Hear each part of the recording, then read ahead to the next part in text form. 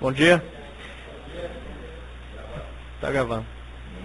Nós vamos falar um pouco hoje sobre o que nós discutimos na diretoria com relação a algumas mudanças que seriam interessantes, talvez, fazer na estrutura da igreja.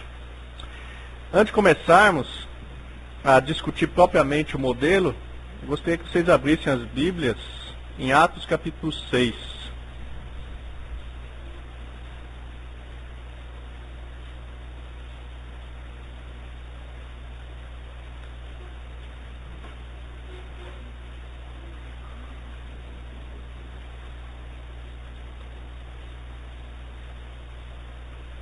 Atos capítulo 6, versículo 1 até o versículo 7. Ora, naqueles dias, crescendo o número dos discípulos, houve uma murmuração dos gregos contra os hebreus, porque as suas viúvas eram desprezadas no ministério cotidiano. E os 12, convocando a multidão dos discípulos, disseram: não é razoável que nós deixemos a palavra de Deus e sirvamos as mesas. Escolhei, pois, irmãos, dentre vós, 7 homens de boa reputação, cheios do Espírito Santo e de sabedoria, aos quais constituamos sobre esse importante negócio. Mas nós perseveraremos na oração e no ministério da palavra. E este parecer contentou a toda a multidão, e elegeram Estevão, homem cheio de fé e do Espírito Santo, e Filipe, e Prócoro, e Nicanor, e Timão, e Parmenas, e Nicolau, prosélito de Antioquia. E os apresentaram ante os apóstolos. E estes, orando, lhes impuseram as mãos. E crescia a palavra de Deus, e em Jerusalém se multiplicava muito o número dos discípulos, e grande parte dos sacerdotes obedecia à fé.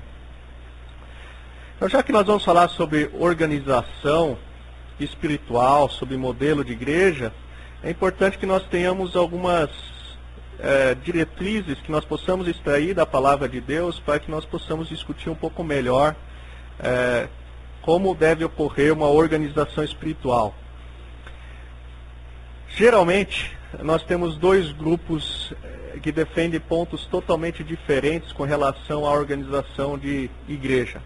Há aqueles que defendem que a igreja precisa ser totalmente organizada, quer dizer, cada função da igreja precisa ter uma descrição de 2 a 4 páginas do que deve ser realizado, o prédio é todo pensado, é feito marketing, a igreja tem todo um organograma, inclusive tem uma caixinha lá para o Espírito Santo também dentro do organograma, né? Eles colocam o Espírito Santo no lugar certo ali. E então tudo deve ser muito bem pensado. A igreja é uma organização da mesma forma que uma empresa secular. Por outro lado, nós temos no outro extremo aquelas pessoas que defendem que a igreja não precisa ser organizada. A organização não vem de Deus. É mais ou menos isso que as pessoas pensam. Então você tem grupos que às vezes podem se reunir em casas, cada pessoa vai no grupo que ela deseja, não precisa ter uma organização central, alguma pessoa que está dirigindo esse grupo de pessoas. As pessoas vão realizando, de acordo com o interesse delas, as atividades dentro da igreja. Então esses 2 extremos aparentemente não refletem o que é o mais certo para a igreja. Alguma coisa aí no meio, que provavelmente é o ideal. Aqui nós temos em Atos 6 o relato de como a igreja está começando e começando a se organizar também. Quer dizer, nós temos Pentecostes, Pedro prega em Pentecostes e os apóstolos pregam, 3.000 se convertem.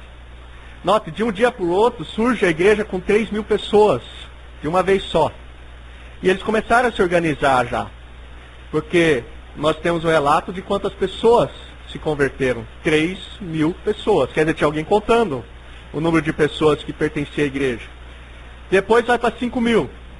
Novamente, nós sabemos que tinha alguém contando.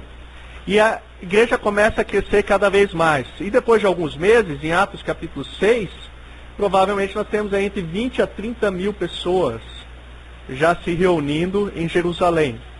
Então imagine, em poucos meses, uma igreja que praticamente inexistia, ela vai para 30 mil pessoas. Então era necessário a igreja em Jerusalém começar talvez a se organizar.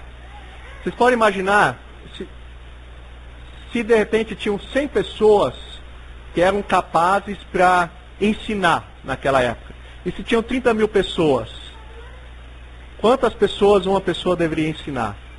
Então daí nós começamos a ver a dificuldade que existia naquela época. Eles não tinham prédio, eles às vezes se reuniam no templo, mas eles se reuniam nas casas também. Então imagine Pedro e os apóstolos correndo de um lugar para o outro.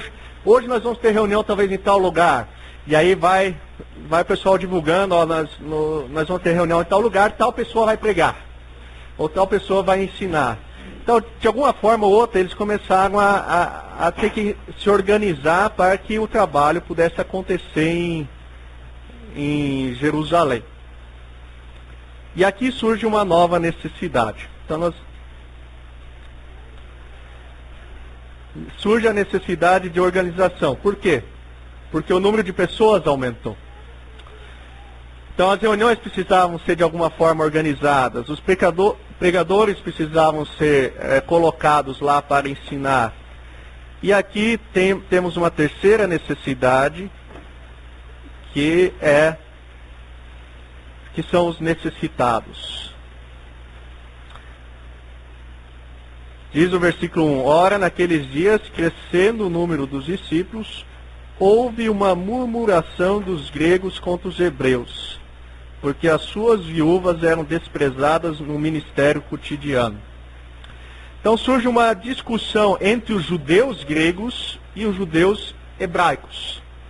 Então tinham aqueles judeus que saíram lá de Jerusalém, das redondezas, e foram para outros lugares morar, ganhar o dinheiro deles, viver lá, boa parte da família deve ter acompanhado. E depois de umas 2, 3 gerações, eles voltaram para Jerusalém. E agora eles não falavam, provavelmente, o hebraico. Algumas pessoas talvez ainda falavam. Mas sim, o grego era a língua principal. E agora estavam morando lá em Jerusalém. Outros, possivelmente, estavam ainda lá por causa de Pentecostes. Então eles se convertem. E agora surge uma discussão com relação a que as viúvas dos judeus gregos eram desprezadas no ministério cotidiano. O que estava acontecendo? Os judeus, nas sinagogas, eles tinham uma tradição que era eles tinham uma caixa de donativos.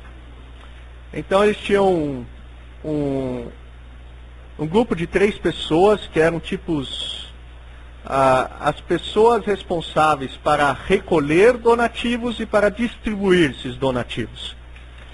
Então, eles tinham a lista de pessoas que necessitavam de ajuda.